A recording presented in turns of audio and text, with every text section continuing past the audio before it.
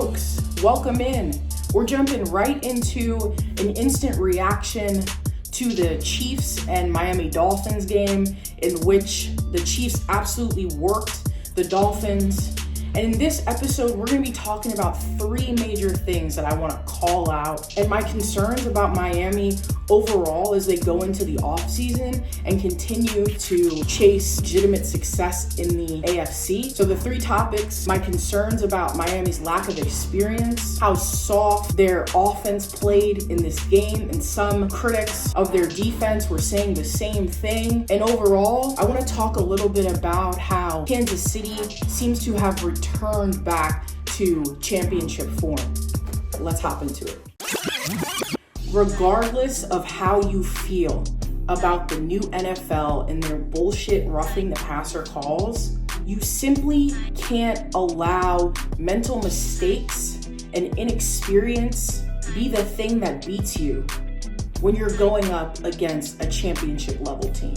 How many times in Bill Belichick's tenure did we talk about the way he would sit back and wait for teams to beat themselves? And that's where Miami inevitably showed it, and the lack of maturity and lack of playoff experience in these big games. Surprisingly, it wasn't the weather that was their downfall, as it was bailing out Kansas City on one of the late drives in the fourth quarter that essentially ended the Dolphins' chances of coming back. Listen, with Miami and any team that's playing the Kansas City Chiefs, they have to know going to that game that their margins are egregiously small, especially in the playoffs. We know about Miami's struggles with teams who are over 500, and so there should have been some telltale signs for folks who were trying to project what that team would look like late into the season. I have massive concern about the softness of the offense and how just finesse they are in general. We know that offensive teams that focus more on big plays and being somewhat glamorous do not travel well in an environment that is as hostile as Kansas City, especially in that weather. Surprisingly, like I said, the weather wasn't the story, which of course that's somewhat of the lazy narrative that you could come up with. We know that all of this is not unto us. This team has a bunch of other things that are going on, but for me, it's the lack of grit. It's the softness on both sides of the ball. And if you're Miami, you seriously going into the offseason have to question why this offense against good teams just completely falls off a cliff and they can't get their rhythm back. Tonight, if you watch the game, it was almost like it was one of their first times playing together. It looked early in the season before they got their rhythm. And you have to be critical of McDaniel not sticking with the run, because we know that Kansas City's defense is much improved. They looked athletic, they were flying around. For Tua, the critique is that he's a completely different guy when he's playing behind, and his passing lanes are not clean like a Big 12 football game. And ultimately, when you lack a true playmaker at that position, there's going to be major discrepancies that show up when you do play a guy like Josh Allen, like we saw last week. And what happens when you play someone like Patrick Mahomes, who's willing to get out and use his legs? And at times, that can be one of the best parts of his game.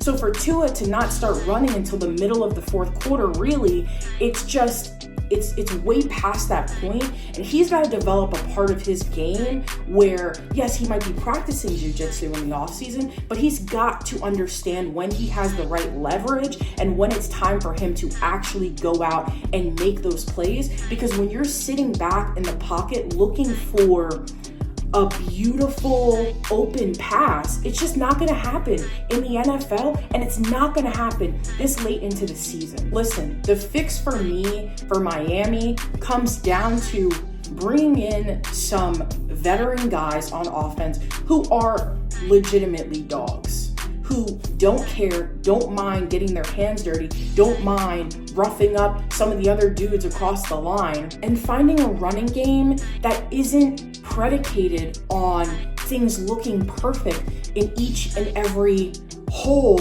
on the line. My concern with someone like Raheem Mostert is he's not an angry runner like you see on the other side, like Pacheco and Clyde Edwards-Helaire, right? Like, when you look at Miami, they're just not a ton of juice. And so you need guys who have heart. And I'm not saying that there's, of course, people not on the Dolphins who don't have that. There just look to be some indifference, right? In this point in the game, you've made it to this point. You have a million people saying that you can't even hang with people who are an even 500. This is your opportunity to walk in and to actually punch somebody in the mouth. And you simply did not do that.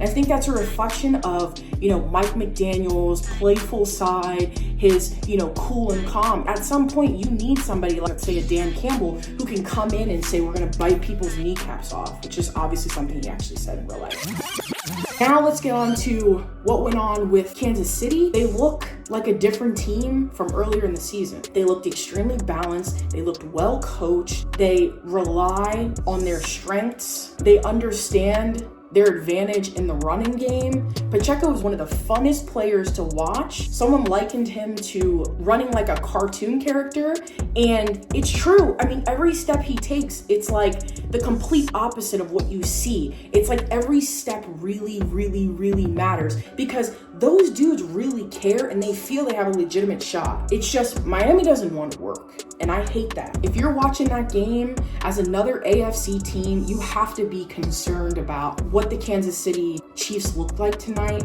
Patrick looked on. You're still dealing with some drops from the receivers, but you have rookies like Rice now who are out there and they are coming somewhat of like a legitimate top receiver. And so I have very little concern about the Chiefs going into Buffalo if that's the way that things play out. I think that the fact that they don't have home field advantage is a non-story. And I think Chiefs fans need to feel very encouraged tonight because you got Patrick Mahomes walking away very healthy, and it was absolutely worth being on that sideline at negative 30 degrees when you go and you bust another team in the mouth like that. See you next time.